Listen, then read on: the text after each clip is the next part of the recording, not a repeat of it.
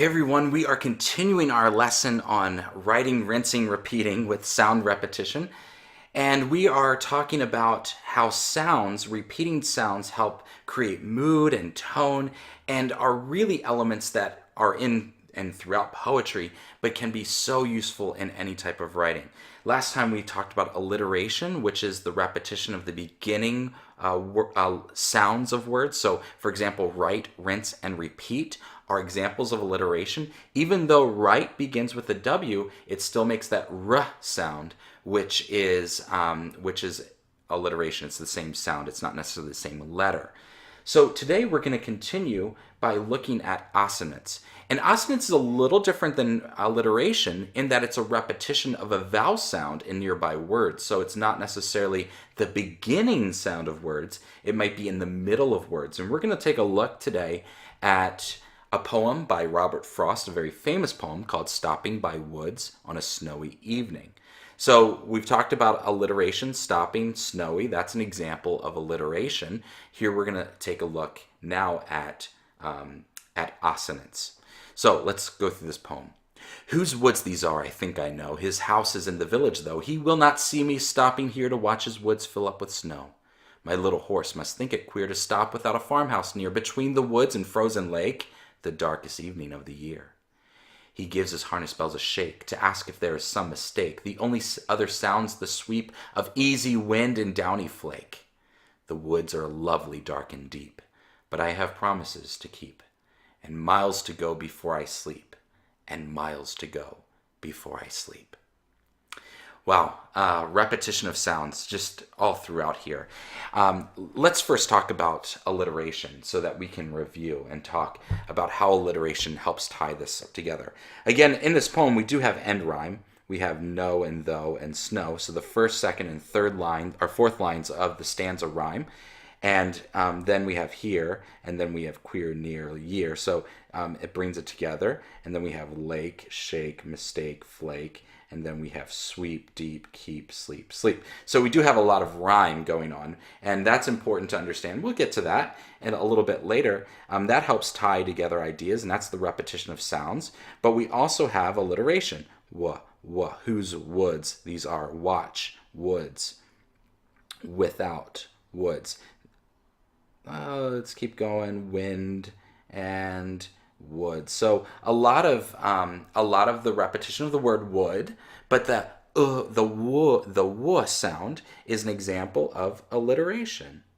Okay, so we have alliteration. Sorry, my handwriting is atrocious because I'm writing on the iPad, but my handwriting is also atrocious, so it's doubly atrocious.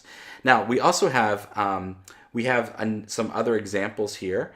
And we do see alliteration. We kind of back this up, but I want to look at another thing, and that is assonance. And assonance again is the repetition of the vowel sounds with inside of words. So oo, oo, okay. Whose woods? So the oo sound, woods.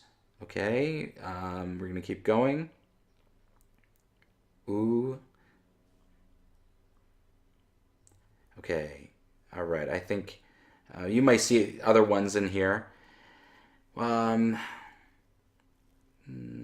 So we see the oo sound. I also see an ah sound in here. So stopping, ah, ah. Horse, maybe not so much. Other, maybe other, we see a lot of the O and OU sounds. Promises, definitely. We also see the O sound, so no, though. And I know those are end words, so we might not think of those as much as assonance, but it's still the same vowel sound. Let's keep going. So the harness bells a shake to ask if the only other sound, I guess sound would kind of work in there, sort of. Or I'm sorry, we're doing the O sound, so some, only, certainly, and go, all right? So we have that O sound. We also have an I sound. Think, village, is, in, will, fill his. I mean, there's a lot of the I sound. Little, think, it. Oh man, there's a well, maybe not so much in, but his, again, gives, if, is, promises. Cool.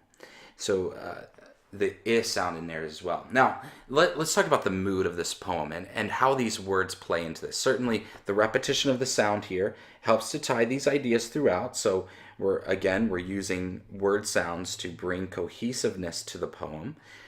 But there's also something else in here, and that is the tone or the mood. People have said that this poem, there's a lot of ideas about what does this poem mean.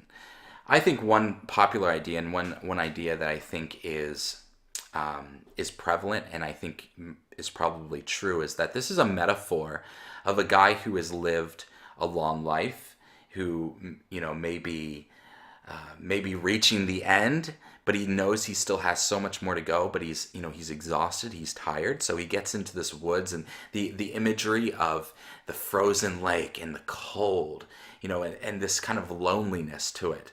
But then he gets to the end, and miles to go before I sleep, and miles to go before I sleep.